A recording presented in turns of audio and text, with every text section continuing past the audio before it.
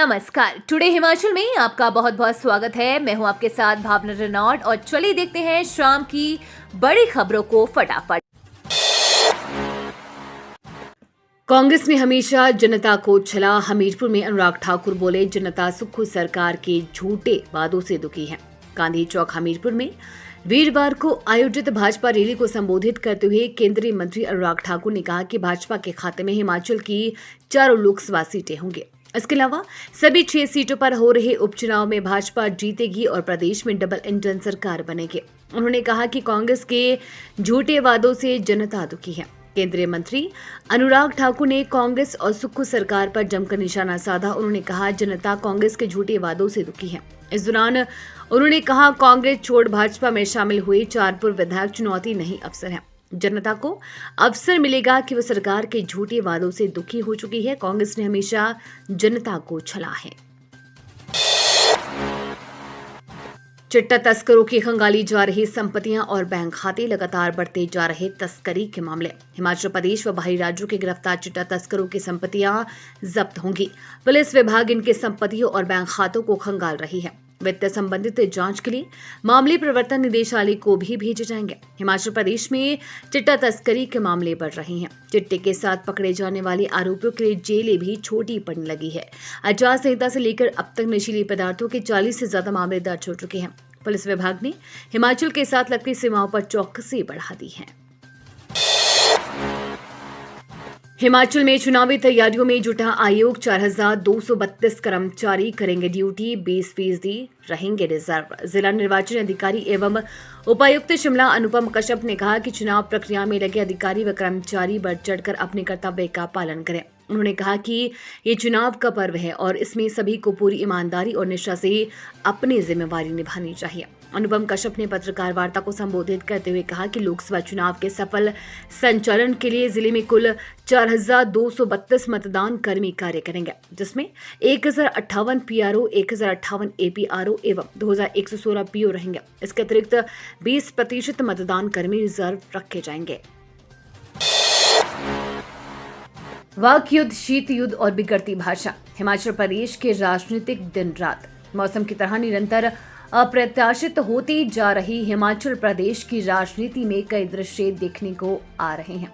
लंबे समय तक सरकार के भीतर चला शीत युद्ध अब खुलकर परस्पर विरोधी बयानों में झलक कर संकेत दे रहा है कि राजनीति में नाम बेशक विचारधारा कहो, मूल उत्प्रेरक अपने ही घाव होते हैं। मुख्यमंत्री सुखविंदर सिंह सुक्खू खुलकर उन नेताओं के विरुद्ध बोल रहे हैं जिन्होंने कांग्रेस का हाथ छोड़ कमल को हाथ में ले लिया है। मुख्यमंत्री के बयानों से पीड़ित प्रभावित भी लीगल नोटिस, न्यायालय, थाने आदि की भाषा बोल रहे हैं। एक बेहद महीन रेखा रह गई है। अब पता नहीं अब कब ये आरोप प्रत्यारोप और निजी हो जाएंगे। कलह का भी अपना सौंदर्य या कोई विशेषता होती है, किंतु जब मित्र ही शत्रु हो जाए तो कलह विकृत हो जाती है।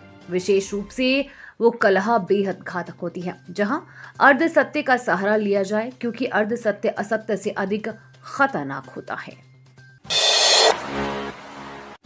हाईकोर्ट ने किया 7 न्यायिक अधिकारियों का तबादला, अधिसूचना जारी। प्रदेश हाईकोर्ट द्वारा जारी अधिसूचना के तहत 7 न्यायिक अधिकारियों के तबादला आदेश जारी किए गए हैं। मुख्य न्यायाधीश दंडाधिकारी सिरमौर कनिका चावला को सह निदेशक के पद पर हिमाचल प्रदेश न्यायिक अकादमी शिमला में तैनात किया गया है। अतिरिक्त मुख्य न्यायिक दंडाधिकारी अमनदीप सिंह को पदोन्नत कर मुख्य न्यायिक दंडाधिकारी के पद पर रिकांगपिओ में तैनात किया गया है। अतिरिक्त मुख्य न्यायाधीश दंडाधिकारी सरकाघाट मोनिका सोमवाल को अतिरिक्त मुख्य न्यायाधीश दंडाधिकारी पद पर घुमारवीं में तैनात किया गया है। सचिव जिला विधि सेवा प्राधिकरण शिमला विकास गुप्ता को स्थानांतरित कर अतिरिक्त मुख्य न्यायिक दंडाधिकारी के पद पर घुमारवीं में तैनात किया गया है।